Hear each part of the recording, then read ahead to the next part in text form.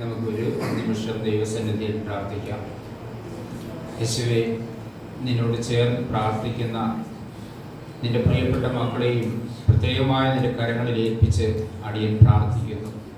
എൻ്റെ ദൈവമായ കർത്താവേ, അത്ഭുതകരമായി നീ മക്കളെ നയിക്കുന്നതിനെ ഓർത്ത് നന്ദി പറഞ്ഞ് ഞങ്ങൾ പ്രാർത്ഥിക്കുന്നു. കർത്താവേ, ഇന്ന് പ്രഭാതം മുതൽ ഈ നിമിഷം വരെ നീ അതിമനോഹരമായി ഞങ്ങളെ പരിപാലിച്ചു. നിന്റെ ജീവനുള്ള വചനങ്ങൾ നീ ഞങ്ങളുടെ ഉള്ളിൽ തന്ന് നീ ഞങ്ങളെ അനുഗ്രഹിച്ചതിനെ ഓർത്ത് നന്ദി പറഞ്ഞ് ഞങ്ങൾ പ്രാർത്ഥിക്കുന്നു. കർത്താവേ, ഞങ്ങൾ കേട്ട വചനങ്ങൾ പാലിക്കുന്നവരായി ഇവിടെ നിന്ന് മടങ്ങിപ്പോകുവാൻ, അനുഗ്രഹം പ്രാപിച്ച് മടങ്ങിപ്പോകുവാൻ, ആത്മാവിൽ ബലപ്പെട്ട് മടങ്ങിപ്പോകുവാൻ എൻ്റെ കർത്താവെ ഞങ്ങളെ അധികമായി നീ ബലപ്പെടുത്തണമേ എന്ന് പ്രാർത്ഥിക്കുന്നു. നിന്റെ സന്നിധിയിൽ ഞങ്ങളെ താഴ്മയോടെ ഏൽപ്പിച്ച് പ്രാർത്ഥിക്കുന്നു. എൻ്റെ നാമം പേർന്ന് എൻ്റെ ജനം സ്വയം വിനയപ്പെടുത്തി അവരുടെ തെറ്റുകൾ ഏറ്റുപറഞ്ഞ് പ്രാർത്ഥിക്കുമ്പോൾ ഞാൻ സ്വർഗത്തിൽ നിന്ന് ചെവിചായിച്ച് അവരുടെ പ്രാർത്ഥന കേട്ട് അവരുടെ പാപങ്ങൾ ക്ഷമിച്ച് അവരുടെ ആഗ്രഹങ്ങളും അഭിലാഷങ്ങളും നിറവേറ്റി കൊടുക്കുന്ന ദൈവമാണ്. ഈ സ്ഥലത്ത് വെച്ച് നടത്തുന്ന സകല പ്രാർത്ഥനകൾക്കും ഞാൻ ഉത്തരം നൽകും എന്ന എൻ്റെ കർത്താവിൻ്റെ വാഗ്ദത്തം ഞങ്ങൾ ഓർത്ത് പ്രാർത്ഥിക്കുന്നു.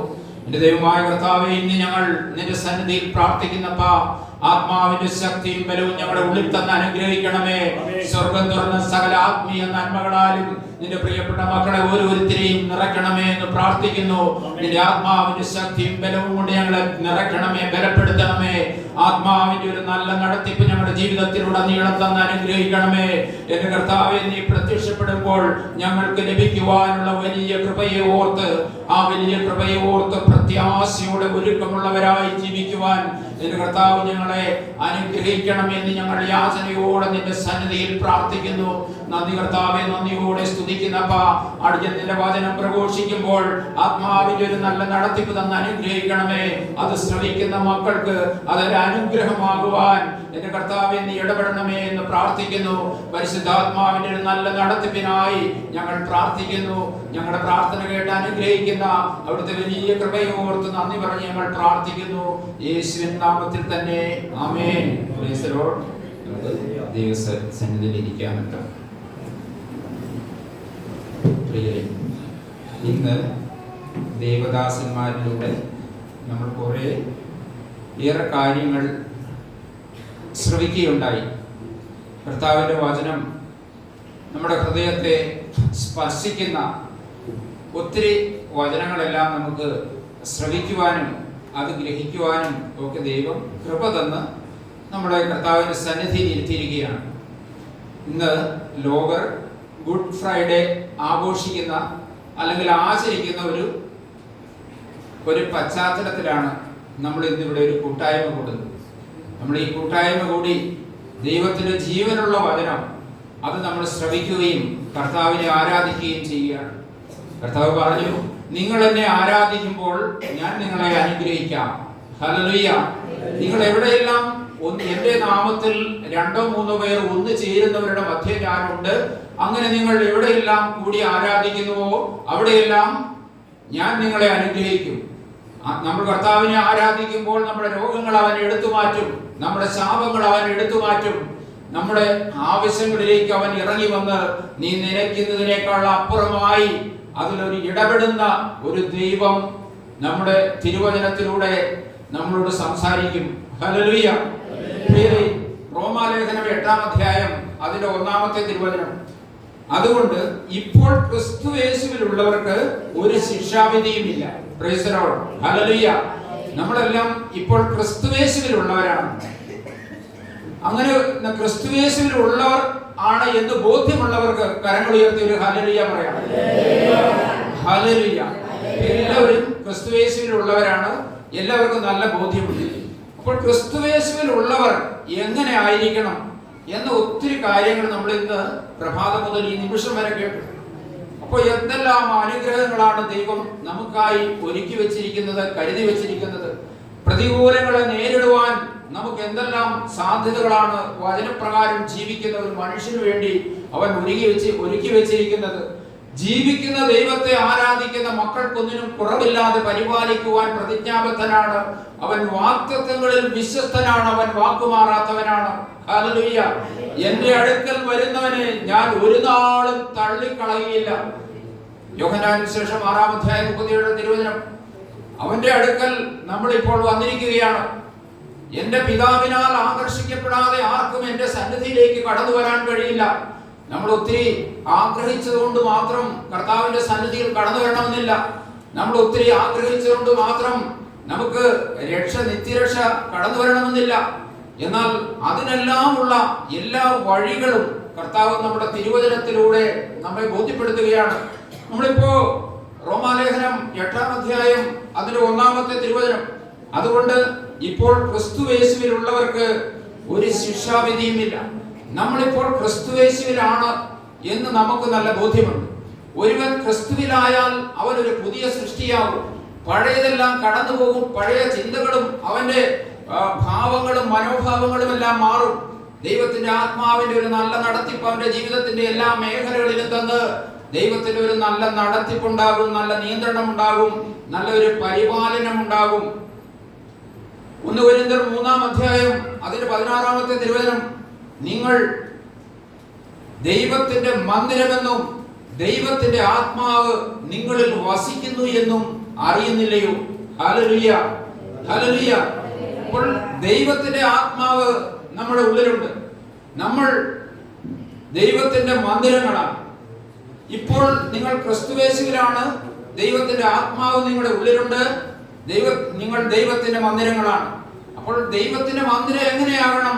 കർത്താവ് പറഞ്ഞു, ഞാൻ വിശുദ്ധനായിരിക്കുന്നത് പോലെ നിങ്ങളും വിശുദ്ധനായിരിക്കുവിൻ. ഹല്ലേലൂയ. നമ്മൾ വിശുദ്ധിയോടെയാണ് കർത്താവിന്റെ സന്നിധിയിൽ ജീവിക്കുന്നത് എങ്കിൽ ദൈവത്തിന്റെ ആത്മാവിന്റെ അതിശക്തമായ ഇടപെടലുകൾ നമ്മുടെ ജീവിതത്തിൽ ഉണ്ടാകും. ഹല്ലേലൂയ. ഇന്ന് പ്രഭാതത്തിൽ ആരംഭിച്ച ഷാജി പാസ്റ്റർ കർത്താവിന്റെ വചനം പങ്കുവയ്ക്കുമ്പോഴാണ് ഞാൻ ഇവിടെ കടന്നു വരാനിട വന്നത്. അപ്പോൾ ക്രിസ്തുയേശുവിന്റെ അതേ ഭാവം തന്നെ നിങ്ങളിൽ ഉണ്ടായിരിക്കണം എന്ന ഒരു തിരുവചന ഭാഗം എൻ്റെ ഉള്ളിൽ പ്രത്യേകമായി ശ്രദ്ധിക്കുവാനിട വന്നു.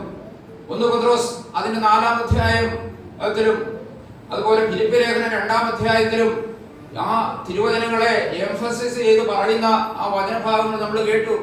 നിങ്ങളിൽ ക്രിസ്തുയേശുവിന്റെ ഒരു ഭാവം തന്നെയാണ് ഉണ്ടായിരിക്കേണ്ടത്. അങ്ങനെ നിങ്ങൾ വിശ്വാസത്തിൽ ആയിരിക്കുന്നവർ വിശുദ്ധിയിലായി ജീവിക്കുമ്പോഴാണ് ദൈവത്തിന്റെ ഒരു ഇടപെടലും നല്ല നടത്തിപ്പും ഉണ്ടാകേണ്ടത്. നമുക്ക് ബാഹ്യമായ എന്തെല്ലാം ഭാവങ്ങളോ ബാഹ്യമായ എന്തെല്ലാം സാധ്യതകളോ അതൊന്നും നോക്കിയിട്ടല്ല ദൈവം തന്റെ സ്വന്തമായി ഒരുവനെ തിരഞ്ഞെടുക്കുകയും വിളിക്കുകയും ചെയ്യുന്നത്. നമ്മളിപ്പോൾ പാട്ടുപാടി കർത്താവിനെ ആരാധിച്ചു. എന്റെ നിലവുകളെല്ലാം അവൻ മാറ്റി എഴുതി. ഹല്ലേലൂയ. പിന്നെ കാലിടറുവാൻ ഒരുവൻ ക്രിസ്തുവിലായാൽ അവൻ ഒരു പുതിയ സൃഷ്ടിയായി കഴിഞ്ഞാൽ അവന്റെ കാലിടറുവാൻ അവർ ഒരു നാളും ഇടവരുത്തുകയില്ല. എന്റെ നീതിമാൻ വിശ്വാസത്തിൽ ജീവിക്കും എന്ന് കർത്താവിന്റെ തിരുവചനം നമ്മളെ പഠിപ്പിക്കുന്നു. ഹല്ലേലൂയ. നമ്മളിപ്പോൾ ക്രിസ്തുയേശുവിലുള്ള മക്കളാണ്. ക്രിസ്തുയേശുവിലുള്ള മക്കൾക്ക് ഒരു കുറവില്ലാതെ കർത്താവ് എപ്പോഴും അവരെ പരിപാലിക്കുകയും അവരെ സംരക്ഷിക്കുകയും അവരെ അനുഗ്രഹിക്കുകയും ചെയ്യും. വിശുദ്ധി കൂടാതെ ആർക്കും ദൈവത്തെ പ്രസാദിപ്പിക്കുവാൻ സാധ്യമല്ല. നമ്മളിപ്പോൾ ക്രിസ്തുയേശുവിലുള്ളവരാണ്. ക്രിസ്തുയേശുവിനെ അറിഞ്ഞ മക്കൾ, ക്രിസ്തുയേശുവിലുള്ളവർ, ക്രിസ്തുവിനെ ആരാധിക്കുന്ന മക്കൾ, അവരുടെ ഉള്ളിൽ ദൈവം വസിക്കുന്നു. അവർ ദൈവത്തിന്റെ മന്ദിരങ്ങളാണ്. ദൈവത്തിന്റെ ആത്മാവ് അവരുടെ ഉള്ളിലുണ്ട്. വിശുദ്ധി കൂടാതെ ആർക്കും ദൈവത്തെ പ്രസാദിപ്പിക്കുവാൻ കഴിയില്ല. മത്തായി സുവിശേഷം 5-ാം അധ്യായം അതിന്റെ 5-ാമത്തെ തിരുവചനം, ഹൃദയശുദ്ധിയുള്ളവർ ഭാഗ്യവാന്മാർ, അവർ ദൈവത്തെ കാണും. ഹല്ലേലൂയ. വിശുദ്ധിയോടെയുള്ള ഒരു ജീവിതം നമുക്ക് നമ്മുടെ ജീവിതത്തിൽ ഒരു വിശുദ്ധിയെ കാത്തു സൂക്ഷിച്ചുകൊണ്ട് ഉള്ള ഒരു ജീവിതം നമുക്ക് നയിക്കുവാൻ കഴിഞ്ഞാൽ അവിടെ നമ്മൾ നനയ്ക്കുന്നതിനേക്കാൾ അപ്പുറമായി ഒരു ദൈവപ്രവൃത്തിയും കാണുവാൻ കഴിയും. ഹല്ലേലൂയ. നമുക്കെല്ലാം പലതരത്തിലുള്ള പാപങ്ങളും പാപ സാഹചര്യങ്ങളിലും നമ്മുടെ ഉള്ളിലേക്ക് ദുഷ്ടനായ പിശാച് നമ്മളെ കടത്തിവിട്ടിരിക്കുന്നു. എന്നാൽ എഫേസ്യ ലേഖനത്തിൽ പറയുന്നത് പോലെ അതിക്രമങ്ങളാലും പാപങ്ങളാലും നമ്മൾ മരിച്ചവരായിരുന്നു. ക്രിസ്തുയേശു കുരിശിൽ ചിന്തിയ തിരുരക്തത്താൽ അവന്റെ ഏകയാഗത്താൽ അവൻ നമ്മളെ വീണ്ടെടുത്തു. എബ്രായ ലേഖനം അതിന്റെ 10-ാം അധ്യായം അതിന്റെ 10-ാമത്തെ തിരുവചനം, അവന്റെ ഏകയാഗത്താൽ, അവൻ ഒരിക്കലായി അർപ്പിച്ച ഏകയാഗത്താൽ അവൻ നമ്മളെ സകല പാപങ്ങളിൽ നിന്നും വീണ്ടെടുത്ത് അവൻ നമ്മളെ സ്വർഗത്തിന് അവകാശിയാക്കി മാറ്റിയിരിക്കുന്നു. ഹല്ലേലൂയ. അങ്ങനെ സ്വർഗത്തിന് അവകാശിയാക്കി മാറ്റിയിരിക്കുന്ന അവൻ ക്രൂശിൽ സഹിച്ച ആ കഷ്ടതയുടെ ആ മനോഭാവം, ഹല്ലേലൂയ, 1 പത്രോസ് 1-ാം അധ്യായം അതിന് 4 മുതലുള്ള തിരുവചനത്തിൽ അവന്റെ കഷ്ടതയുടെ ഭാവം നമ്മുടെ മനസ്സിലുണ്ടെങ്കിൽ നമുക്ക് പാപം ചെയ്യുവാൻ കഴിയില്ല. ഹല്ലേലൂയ. ദുഷ്ടന് നമ്മളെ തൊടുവാൻ കഴിയില്ല. ഹല്ലേലൂയ. അവന്റെ കുരിശിന്റെ ആ ത്യാഗ മനോഭാവം, ആ കഷ്ടതയുടെ ഒരു മനോഭാവം നിന്റെ മനസ്സിൽ നീ സൂക്ഷിക്കുന്നു എങ്കിൽ നീ ഒരു ആത്മാവിൽ ബലപ്പെട്ട മനുഷ്യനായി നിന്നെ ദൈവം ഉയർത്തും. ഹല്ലേലൂയ. നമ്മളിപ്പോൾ കഴിഞ്ഞ ദീപുപാസത്തിലൂടെ കേട്ടു, പൗലോസ് പറഞ്ഞത് മറ്റൊന്നുമല്ല, എനിക്കെപ്പോഴും അവൻ ക്രൂശിൽ സഹിച്ച കഷ്ടതയെ കുറിച്ചുള്ള വചനമാണ് എനിക്ക് എപ്പോഴും പറയുവാനുള്ളത്. ഹല്ലേലൂയ. അത് പറയുന്നിടത്താണ് ഏറ്റവും അധികം ദൈവ ശക്തി വ്യാപരിക്കുന്നത്, ദൈവ സ്വാധീനം അധികമായി വ്യാപരിക്കുന്നത്. പ്രിയരെ, നമ്മളിപ്പോൾ വീണ്ടും റോമാലേഖനം അതിന്റെ 1-ാം അധ്യായത്തിലേക്ക് നമ്മൾ കടന്നു വരുമ്പോൾ അതിലെ 6-ാമത്തെ വചനം നമ്മൾ ഇങ്ങനെ വായിക്കുന്നു: അവരിൽ ക്രിസ്തുയേശുവിനായി നിങ്ങളും വിളിക്കപ്പെട്ടിരിക്കുന്നു. ഹല്ലേലൂയ. പൗലോസ് റോമിലെ സഭയിലേക്ക് കർത്താവിന്റെ ക്രൂശിക്കപ്പെട്ട യേശുവിന്റെ തിരുവചനം പ്രഘോഷിക്കുവാനായി കടന്നു വന്നു. അങ്ങനെ റോമാ സഭയിലെത്തിയ പൗലോസ് പറഞ്ഞു, യേശു ക്രിസ്തുവിനായി നിങ്ങളും വിളിക്കപ്പെട്ടിരിക്കുന്നു. ഹല്ലേലൂയ. യേശു ക്രിസ്തുവിനായി നിങ്ങളും വിളിക്കപ്പെട്ടിരിക്കുന്നു. റോമാലേഖനം 8-ാം അധ്യായം 1-ാമത്തെ തിരുവചനം, ഇപ്പോൾ ക്രിസ്തുയേശുവിലായിരിക്കുന്നവർക്ക് ഒരു ശിക്ഷാവിധിയുമില്ല.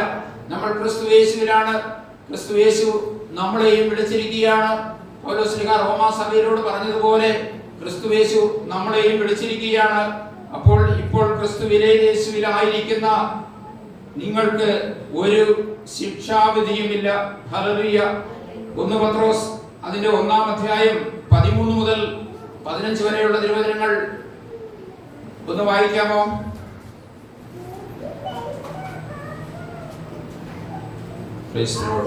നിങ്ങളുടെ മനസ്സ് ഉറപ്പിച്ച് നിർമ്മലരായി യേശുക്രിസ്തുവിന്റെ പ്രത്യക്ഷതയെങ്കിൽ ആകയാൽ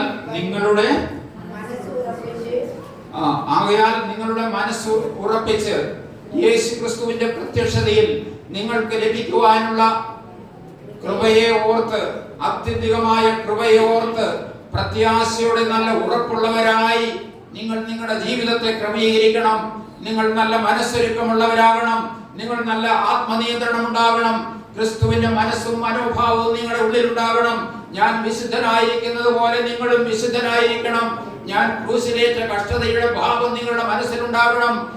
ഞാൻ എൻ്റെ താഴ്മയുടെയും കുരിശിൽ ഞാൻ മരണത്തോളം കീഴടങ്ങിയ ആ മനസ്സ്, ആ മനോഭാവം നമ്മുടെ ജീവിതത്തിൽ നമ്മൾ ദുഷ്ടൻ നമ്മുടെ ജീവിതത്തിലേക്ക് കൊണ്ടുവരുന്ന പ്രതികൂലങ്ങളെ, ജഡിക വാസനകളെ തോൽപ്പിക്കുവാൻ വേണ്ടി ക്രൂശിൽ മരിച്ച യേശുവിന്റെ മനസ്സും മനോഭാവവും, അവന്റെ ആ ത്യാഗ മനോഭാവവും, യേശുവിന്റെ വിശുദ്ധമായ മനസ്സും മനോഭാവവും നമ്മുടെ ഉള്ളിലുണ്ടെങ്കിൽ ദൈവം നിശ്ചയമായും നമ്മളെ അനുഗ്രഹിക്കും. നമ്മളെ വിശുദ്ധിയോടെ കാത്തു സൂക്ഷിക്കുവാൻ ദൈവത്തിന്റെ കരങ്ങൾ നമുക്ക് അനുകൂലമായി, അനുഗ്രഹമായി, നമ്മൾ അറിയാതെ അവന്റെ അദൃശ്യമായ കരങ്ങൾ എപ്പോഴും നമ്മളെ കാക്കുകയും നമ്മളെ സംരക്ഷിക്കുകയും ചെയ്യും. പ്രിയരെ, ഈ തിരുവചനം നമ്മളെ ഓർമ്മപ്പെടുത്തുന്നത് നമ്മൾ വിശുദ്ധരായിരിക്കണം. വിശ്വസ്തയോടെ കർത്താവിന്റെ സന്നിധിയിൽ വിശുദ്ധിയോടെ നമുക്ക് ജീവിക്കുവാൻ കഴിയണം. റോമാലേഖനം 2-ാം അധ്യായം അതിന്റെ 6-ാമത്തെ തിരുവചനം, എന്റെ വചനം കേൾക്കുന്നവരല്ല ദൈവസന്നിധിയിൽ നീതിമാന്മാർ. 2-ാം അധ്യായം അതിന് 13-ാമത്തെ തിരുവചനം, ന്യായപ്രമാണം കേൾക്കുന്നവനല്ല ദൈവസന്നിധിയിൽ നീതിമാൻ, ന്യായപ്രമാണം അനുഷ്ഠിക്കുന്നവൻ അത്രേ നീതീകരിക്കപ്പെടുന്നത്. ഹല്ലേലൂയ. നമ്മൾ ഒത്തിരി വചനം കേട്ടു. കഴിഞ്ഞ ആഴ്ചകളും നമ്മൾ 2 ആഴ്ചകൾക്ക് മുമ്പും ഒരുപാട് വചനങ്ങൾ കേട്ടു. ഒത്തിരി കാര്യങ്ങൾ നമ്മൾ ഗ്രഹിച്ചു. എന്നാൽ അത് നമ്മുടെ ജീവിതത്തിൽ നടപ്പിലാക്കുവാൻ നമുക്ക് എത്രമാത്രം കഴിഞ്ഞിട്ടുണ്ട്? അതിൽ എൻ്റെ വിശുദ്ധിയുടെ മണ്ഡലങ്ങൾ, എൻ്റെ പ്രവൃത്തിയുടെ മണ്ഡലങ്ങൾ, എൻ്റെ ക്രിസ്തുയേശുവിലുള്ള കാഴ്ചപ്പാടിൽ എൻ്റെ ജീവിതത്തിൽ എന്തെങ്കിലും ഒരു അനക്കം വരുത്തുവാൻ കഴിഞ്ഞിട്ടുണ്ടോ എന്ന ഒരു ചിന്ത നമ്മൾ ആത്മാർത്ഥമായി സ്വയം വിമർശനപരമായി ഒരു ആത്മപരിശോധനയായി നമ്മൾ ചെയ്യുമ്പോൾ അതിലൊരു മാറ്റം വന്നാൽ നീ ഒരു പടി കൂടി നിന്റെ ആത്മീയതയിൽ മുന്നോട്ട് പോകുവാൻ നിനക്ക് കഴിഞ്ഞു. നിന്റെ സൗമ്യതയുടെ ഭാവങ്ങൾ എന്തെങ്കിലും നിനക്ക് മേന്മയുണ്ടാകുവാൻ കഴിഞ്ഞോ? നിന്റെ സ്നേഹത്തിന്റെ ഭാവങ്ങളിൽ നിനക്ക് എന്തെങ്കിലും ഒരു മാറ്റം ഉണ്ടാകുവാൻ കഴിഞ്ഞോ? ക്രിസ്തുവിനോടുള്ള വിശ്വസ്തതയിൽ എന്തെങ്കിലും ഒരു മാറ്റം ഉണ്ടാകുവാൻ കഴിഞ്ഞെങ്കിൽ നീ ഒരു പടി കൂടി നിന്റെ ആത്മീയതയിൽ നിനക്ക് മുന്നോട്ട് പോകാൻ കഴിഞ്ഞു. എന്നാൽ നീ ആ ഇപ്പോഴുള്ള അവസ്ഥ എവിടെയാണ് എന്നൊന്ന് നമ്മൾ നോക്കണം. നമ്മൾ കേട്ടു, നമ്മുടെ അടിമമുഖങ്ങളിൽ നമ്മളെ ബന്ധിച്ചിരിക്കുന്ന പിശാചിന്റെ എല്ലാ ബന്ധനക്കെട്ടുകളിൽ നിന്നും ഒന്നൊന്നായി ജഡിക മോഹങ്ങളും ജഡിക വാസനകളെയും പിഴുതെറിയണമെങ്കിൽ കർത്താവിന്റെ ശക്തമായ ഇടപെടലുകൾ നമ്മുടെ ജീവിതത്തിൽ ഉണ്ടാകണം. നമ്മളിപ്പോൾ കർത്താവിന്റെ സന്നിധിയിലാണ്, നമ്മളിപ്പോൾ ക്രിസ്തുവേശുവിലാണ്, നമുക്ക് ശിക്ഷാവിധിയില്ല എന്ന് വചനപ്രകാരം നമ്മൾ അറിയുന്നു. നമ്മുടെ നീതിപ്രവർത്തികൾ കൊണ്ടൊന്നുമല്ല ദൈവം നമ്മളെ വിളിച്ചിരിക്കുന്നത്. Hallelujah, hallelujah. ഒരുവനെ രക്ഷിക്കുന്നത് അവന്റെ നീതിപ്രവർത്തികൾ കൊണ്ടൊന്നുമല്ല. ഹല്ലേലൂയ. പൗലോസ്ലീഹ റോമാക്കാർക്ക് എഴുതിയ ലേഖനം അതിന്റെ 1-ാം അധ്യായത്തിൽ അതിന്റെ 11-ാമത്തെ തിരുവചനം വീണ്ടും നമുക്ക് ഇങ്ങനെ വായിക്കാം. നിങ്ങളെ ഉറപ്പിക്കേണ്ടതിനായി എന്തെങ്കിലും ആത്മീയ വരം നിങ്ങൾക്ക് നൽകേണ്ടതിനാണ് ഞാൻ നിങ്ങളെ കാണുവാൻ ആഗ്രഹിക്കുന്നത്. ഹല്ലേലൂയ. ഈ റോമ സഭയിൽ പൗലോസ്ലീഹ കടന്നു ചെന്നു. അതിൽ 1-ാമത് പറഞ്ഞ ഒരു കാര്യം, നിങ്ങൾ വിശ്വസ്തരായിരിക്കണം. നിങ്ങളെ യേശുക്രിസ്തുവിനായി നിങ്ങളും വിളിക്കപ്പെട്ടിരിക്കുന്നു. വിശുദ്ധരാകുവാൻ വിളിക്കപ്പെട്ടവരും ദൈവത്തിന്റെ പ്രിയരുമായ റോമിലെ എല്ലാവർക്കും നമ്മുടെ പിതാവായ ദൈവത്തിന് കർത്താവായ യേശുക്രിസ്തുവിൽ നിങ്ങൾക്ക് കൃപയും സമാധാനം ഉണ്ടായിരിക്കട്ടെ. നിങ്ങൾ വിശുദ്ധിയിൽ ആയിരിക്കണം എന്ന ഒരു സന്ദേശം പറയുന്നു. വീണ്ടും പറഞ്ഞു, നിങ്ങളെ ഉറപ്പിക്കേണ്ടതിനായി എന്തെങ്കിലും ആത്മീയവരം നിങ്ങൾക്ക് നൽകേണ്ടതിനാണ് ഞാൻ നിങ്ങളെ കാണുവാൻ ആഗ്രഹിക്കുന്നത്. Hallelujah, hallelujah. നമുക്കറിയാം, നമ്മൾ എത്ര വചനം കേട്ടാലും നമുക്ക് ഒരു വിശ്വാസം ഉണ്ടാകുന്നത് എങ്ങനെയാണ്? നമുക്ക് ആ വിശ്വാസത്തെ ഉറപ്പിക്കുവാൻ ഒരു ദൈവപ്രവൃത്തി ഉണ്ടെങ്കിൽ ഒരു കുറച്ചുകൂടി നമുക്ക് നല്ല ഒരു വിശ്വാസത്തിലൊരു ഉറപ്പ് വരും. ഇപ്പോൾ പൗലോസ്ലീഹ റോമിച്ചതിന് പറഞ്ഞു, നിങ്ങളെ വിശ്വാസത്തിൽ ഉറപ്പിക്കണം എന്ന് എനിക്ക് തോന്നുകയാണ്. അതിന് നിങ്ങളുടെ ഇടയിൽ എന്തെങ്കിലും നിങ്ങൾക്കായി ചെയ്യണം എന്ന് ഞാൻ ആഗ്രഹിക്കുന്നു എന്ന് പൗലോസ്ലീഹ പറയുകയാണ്. അപ്പോൾ അങ്ങനെ പൗലോസ്ലീഹ പറയുമ്പോൾ വിശ്വാസത്തിൽ പൗലോസ്ലീഹായ്ക്ക് ലഭിച്ച ആ ഒരു മേന്മയെ കുറിച്ച് നമ്മളൊന്ന് ചിന്തിക്കുന്നത് വളരെ ഉചിതമാണ്. നമ്മൾ അപ്പസ്തോല പ്രവൃത്തി അതിന്റെ 9-ാമത്തെ അധ്യായം, അപ്പസ്തോല പ്രവൃത്തി അതിന്റെ 9-ാമത്തെ തിരുവചനം, 9-ാമത്തെ അധ്യായം നമ്മൾ ഒന്ന് അവലോകനം ചെയ്ത് നമ്മുടെ മനസ്സിലൂടെ നമ്മളൊന്ന് കടത്തിവിടുക. പൗലോസ് ആരായിരുന്നു എന്നുള്ളൊരു ചിന്തയാണ് അവിടെ കടന്നു വരുന്നത്. പൗലോസ് ശൗൽ എന്ന നാമധേയത്തിൽ കർത്താവിന്റെ ശിഷ്യന്മാർക്കെതിരെ ഭീഷണിയും കൊലയും നിശ്വസിച്ചുകൊണ്ട് മഹാപുരോഹിതന്റെ അടുക്കൽ നിന്ന് ദമാസ്കസിൽ ഈ മാർഗത്തിൽപ്പെട്ട ഏതെങ്കിലും പുരുഷനെയോ സ്ത്രീയെയോ കണ്ടാൽ പിടിച്ചു കെട്ടി, അതായത് ക്രിസ്തുവിന്റെ മാർഗത്തിലും ക്രിസ്തുവിന്റെ വിശ്വാസത്തിന്റെ മാർഗത്തിലുള്ള ഏവരെയും നശിപ്പിക്കുവാൻ വേണ്ടി ഇറങ്ങി പുറപ്പെട്ടവനായിരുന്നു ശൗൽ. അവൻ ദമാസ്കസ് എന്ന പട്ടണത്തിലേക്കുള്ള യാത്രയിൽ ആ പട്ടണത്തിന്റെ പടിവാതിൽക്കൽ എത്തുന്നതിന് മുമ്പ് തന്നെ അവൻ സഞ്ചരിച്ചിരുന്ന കുതിരപ്പുറത്ത് നിന്ന് ഒരു വലിയ വെളിച്ചം വീശി അവൻ നിലം പതിക്കുന്നു. നീ ആരാണ് കർത്താവേ എന്ന് ചോദിച്ചപ്പോൾ അതിന് ഉത്തരം ലഭിച്ചത്, നീ പീഡിപ്പിക്കുന്ന യേശുവാണ് ഞാൻ എന്ന ഒരു മറുപടി ലഭിച്ചു. ഹല്ലേലൂയ. പ്രിയരെ, നമ്മൾ ഈ വചനഭാഗം പലപ്പോഴും കേട്ടിട്ടുണ്ട്, കേൾക്കാൻ സുഖമുണ്ട്, രസം. നമ്മളൊന്ന് ചിന്തിക്കണം, യേശുക്രിസ്തുവിന്റെ മനോഭാവം എന്തായിരുന്നു? യേശുക്രിസ്തുവിന്റെ സഭയ്ക്ക് വേണ്ടി അവനിൽ വിശ്വസിക്കുന്ന, അവനോട് പ്രാർത്ഥിക്കുന്ന, അവനെ ആരാധിക്കുന്ന, അവൻ ദൈവമാണെന്ന് അറിഞ്ഞ് അവനെ ആരാധിക്കുന്നവർക്ക് വേണ്ടി ഏറ്റവും അധികം നിഷ്ഠൂരമായ കൊലപാതകങ്ങളും മർദ്ദനമുറകളും അഴിച്ചുവിട്ട ശൗലിനെ യേശു പിടിക്കുകയാണ്. ഹല്ലേലൂയ. അവനെ പിടിച്ച് അവനെ തന്റെ കൂടെ ചേർക്കുന്ന ഒരു പശ്ചാത്തലമാണ് നമ്മൾ ഈ വചനഭാഗങ്ങൾ വായിക്കുമ്പോൾ നമുക്ക് മനസ്സിലാകുന്നത്. അതിക്രമങ്ങളാലും പാപങ്ങളാലും നിറഞ്ഞ നമ്മുടെ ആത്മീയ വ്യക്തി ജീവിതങ്ങളിൽ നിന്ന് നമ്മളെ കർത്താവ് പിടിച്ചു. എന്നാൽ പൗലോസ്ലീഹായെ സംബന്ധിച്ചിടത്തോളം അവൻ തുടർന്നുള്ള വചനഭാഗങ്ങൾ ഞാൻ വായിക്കുന്നില്ല. ആ പൗലോസിനെ സംബന്ധിച്ചിടത്തോളം അവന്റെ ജീവിതത്തിന്റെ പശ്ചാത്തലങ്ങളെല്ലാം യേശു ക്രിസ്തുവിന് എതിരായിരുന്നു. എങ്കിലും അവനെ ക്രിസ്തുവിനായി ക്രിസ്തു അവനെ നേടുവാൻ ഇടവരുകയാണ്. ഹല്ലേലൂയ. എന്നാൽ യേശു ക്രിസ്തുവിനെ അറിഞ്ഞ നാൾ മുതൽ ഞാൻ ഇതുവരെ നേടിയതെല്ലാം ചപ്പായി ചവറായി അവൻ മാറ്റി എറിഞ്ഞു എന്ന് പൗലോസ്ലീഹായുടെ തിരുവചനങ്ങൾ നമ്മൾ തുടർന്ന് വായിക്കുകയാണ്. പ്രിയരെ, കർത്താവിനെ അറിഞ്ഞ മക്കൾ, അവന്റെ സ്നേഹം ആസ്വദിച്ചവർ, അവർ വീണ്ടും പിന്മാറിപ്പോയാൽ അവർ യേശുവിനെ വീണ്ടും ക്രൂശിക്കുന്നവരായി മാറും. ഹല്ലേലൂയ. നിന്റെ ഉള്ളിൽ യേശുവിന്റെ ക്രൂശ് മരണത്തിന്റെ ആ ഭാവം നിന്റെ ഉള്ളിലുണ്ടെങ്കിൽ ജഡിക വാസനകൾ നിനക്കെതിരെ പല്ലടിക്കുമ്പോൾ, വെല്ലുവിളിക്കുമ്പോൾ അതിനെ തോൽപ്പിക്കുവാൻ കഴിയണം. ജഡിക വാസനയുള്ളവർക്ക് ഒരിക്കലും ദൈവത്തെ പ്രസാദിപ്പിക്കുവാൻ കഴിയില്ല.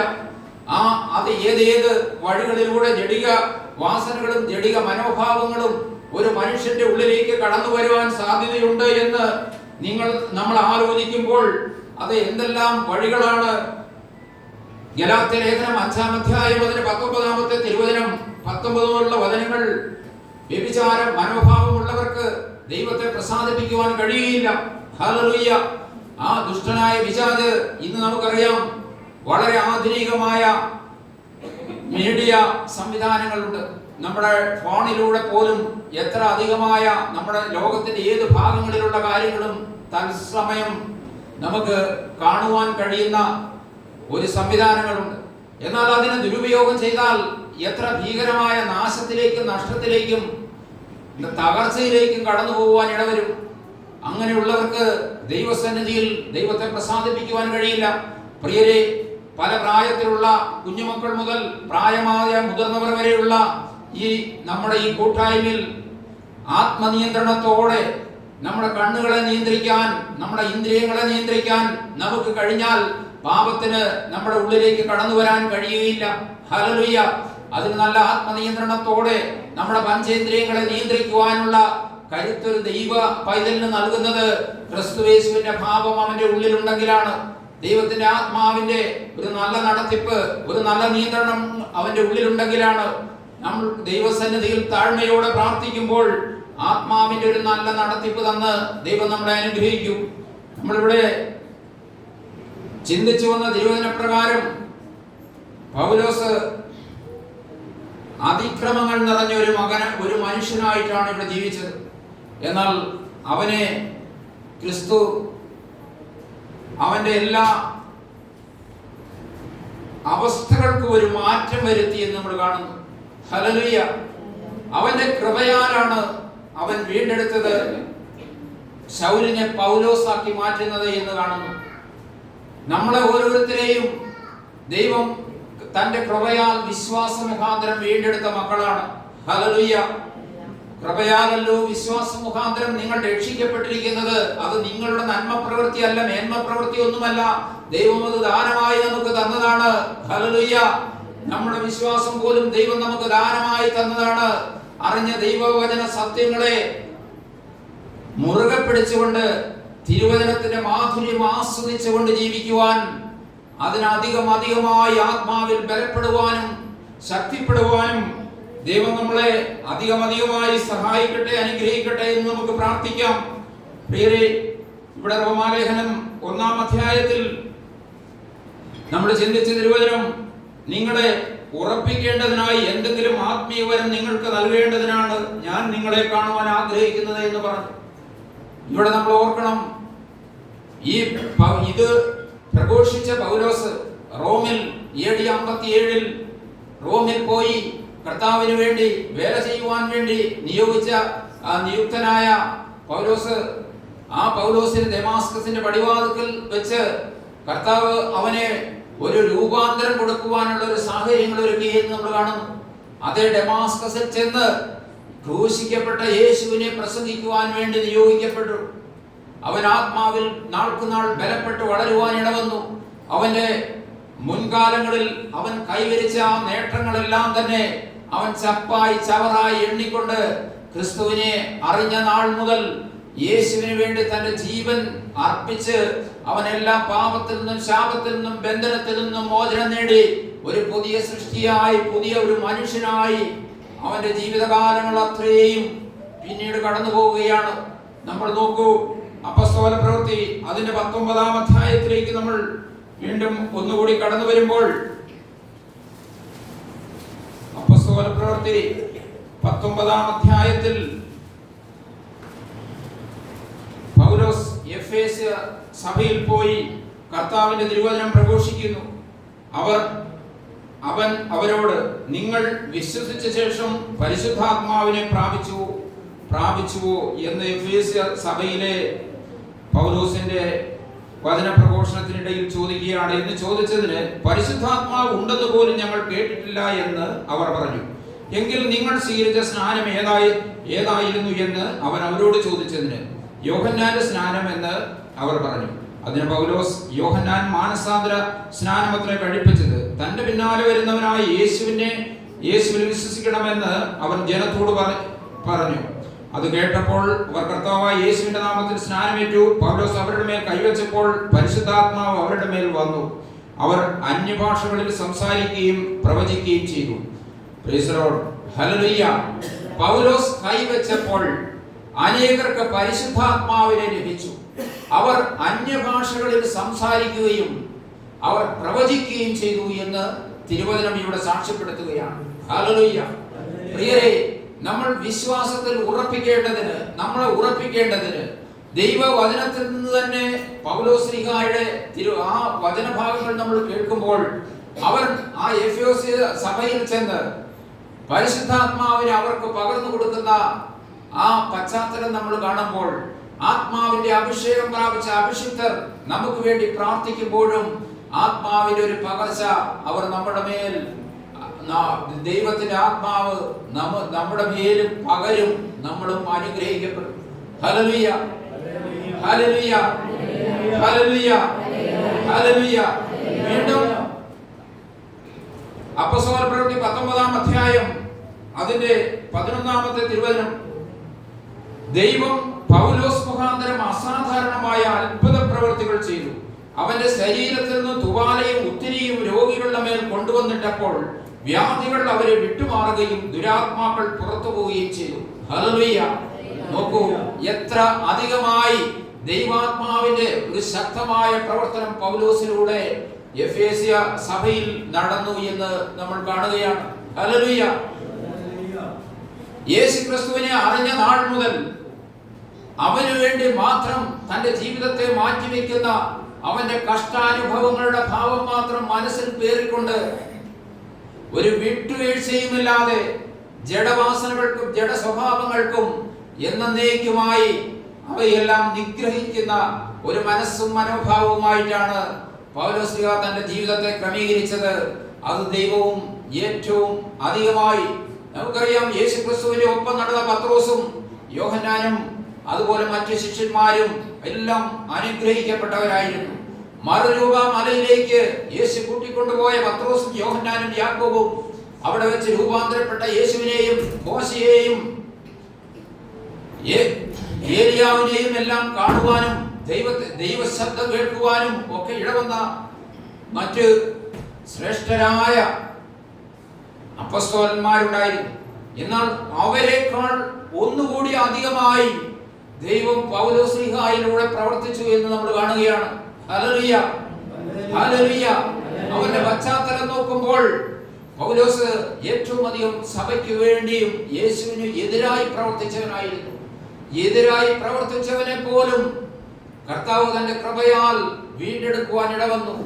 അവനിലൂടെ അനിതരസാധാരണമായ അത്ഭുതങ്ങളും അടയാളങ്ങളും ശിഷ്യന്മാരെക്കാൾ ഒരു പടി കൂടി ഉയർന്ന അത്ഭുതങ്ങളും അടയാളങ്ങളും പ്രവർത്തിക്കുവാൻ ദൈവം ഇടവരുത്തി എന്ന് നമ്മൾ കാണുകയാണ്. ഹല്ലേലൂയ. ഇവിടെയെല്ലാം വിശ്വാസത്തിൽ നമ്മൾ ഉറപ്പുള്ളവരാകുവാൻ ദൈവം നമുക്ക് തന്ന ആ വചനങ്ങൾ നമ്മൾ നമ്മുടെ മനസ്സിൽ സൂക്ഷിക്കുമ്പോൾ, പ്രിയരെ, നമ്മളും വിശ്വാസത്തിൽ ഉറപ്പുള്ളവരാകണം. ഇന്നൊരു ദുഃഖ വെള്ളിയാഴ്ചയും കൂടി കടന്നു പോവുകയാണ്. ഒരു മനുഷ്യന്റെ ആയുസ്സിൽ ഇതുപോലെ പല പല നാഴികക്കല്ലുകൾ കടന്നു പോകുന്നു.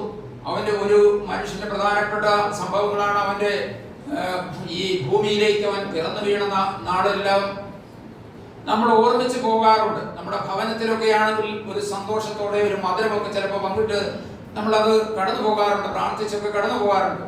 അതുപോലെ പലതരത്തിലുള്ള ആഴ്ചകളും മാസങ്ങളും വർഷങ്ങളും ഇങ്ങനെ കടന്നു പോകുന്നു. നമ്മൾ ഈ ഭൂമിയിൽ ജീവിച്ചിരിക്കുന്ന കാലത്ത് മാത്രമാണ് നമുക്ക് ആത്മാവിലും സത്യത്തിലും അധികമായി കർത്താവിനെ ആരാധിക്കുവാൻ ദൈവം അനുവദിച്ചിരിക്കുന്നത്. കൂടുതൽ കർത്താവിനെ ആരാധിച്ച് അനുഗ്രഹം പ്രാപിച്ച് കർത്താവ് നമുക്ക് തന്ന നല്ല സന്ദേശങ്ങൾ വിശ്വാസത്തിലും വിശുദ്ധിയിലും ഉറപ്പുള്ളവരായി ജീവിക്കുവാൻ ദൈവം നമ്മളെ വിളിച്ചിരിക്കുന്നു. ഹല്ലേലൂയ. അവൻ തന്റെ കൃപയാലാണ് നമുക്ക് വിശ്വാസം തന്നത്. ആ വിശ്വാസത്തിലൂടെയാണ് ദൈവം ഓരോ മക്കളെയും വിശുദ്ധീകരിക്കുന്നത്. ആ വിശ്വാസത്താൽ നീതീകരണം തന്നിട്ട് ദൈവം അനുഗ്രഹിക്കുകയാണ്. Hallelujah, hallelujah. ഇപ്പോൾ ക്രിസ്തുയേശുവിലായിരിക്കുന്നവർക്ക് ഒരു ശിക്ഷാവിധിയുമില്ല. നിങ്ങൾ വിശ്വാസത്തിൽ കർത്താവിനോട് ചേർന്നിരിക്കുന്നവരാണെങ്കിൽ അവൻ നിങ്ങളെ വിശുദ്ധീകരിക്കും, അവൻ നിങ്ങളെ നീതീകരിക്കും, അവൻ നിങ്ങളെ അനുഗ്രഹിക്കും. അവൻ ദുഷ്ടന്റെ എല്ലാ തന്ത്രങ്ങളെയും അതിജീവിക്കുവാനുള്ള കരുത്ത് വിശ്വസിക്കുന്ന മക്കളുടെ മേൽ പകരും. Hallelujah, hallelujah. നമുക്കറിയാം, മനുഷ്യർ ഏറ്റവും അധികം രക്ഷാമാർഗത്തിനു വേണ്ടി എന്തെല്ലാം കർമ്മങ്ങൾ ചെയ്യുന്ന ഒരു കാലമാണ്. ഇന്നിപ്പോ കത്തോലിക്ക സഭയുടെ നേതൃത്വത്തിൽ പള്ളികളിൽ പ്രാർത്ഥനകൾ, ആരാധനകൾ, അതുപോലെ കുരിശിന്റെ വഴികൾ ഒക്കെയാണ്. ഇതിന്റെ മുന്നോടിയായി 50 ദിവസം നോയമ്പ്, അതുപോലെ ഇത് കഴിയുമ്പോൾ പുതിയ-ഞായറാഴ്ച കുരിശുമല കയറ്റം, അതുപോലെ മറ്റുള്ള കാര്യങ്ങളും കർമ്മങ്ങളും ആചാരങ്ങളും അനുഷ്ഠാനങ്ങളും അതിന്റെ ഭാഗമായി നടക്കുന്നു. Hallelujah, hallelujah. ഒരു നീതി പ്രവർത്തികൾ കൊണ്ടോ മറ്റ് എന്തെങ്കിലും ഒരു പാരമ്പര്യ പ്രവർത്തികൾ കൊണ്ടോ ദൈവത്തെ ഒരു മനുഷ്യനും പ്രസാദിപ്പിക്കുവാൻ കഴിയില്ല. ഹല്ലേലൂയ. വിശ്വാസം കൂടാതെ ദൈവത്തെ ആർക്കും പ്രസാദിപ്പിക്കുവാൻ കഴിയുകയില്ല. ഹല്ലേലൂയ. നീ കർത്താവിൽ അടിയുറച്ച് വിശ്വസിക്കുന്നു എങ്കിൽ അവൻ നിങ്ങളെ നീതീകരിക്കും, അവൻ നിങ്ങളെ വിശുദ്ധീകരിക്കും.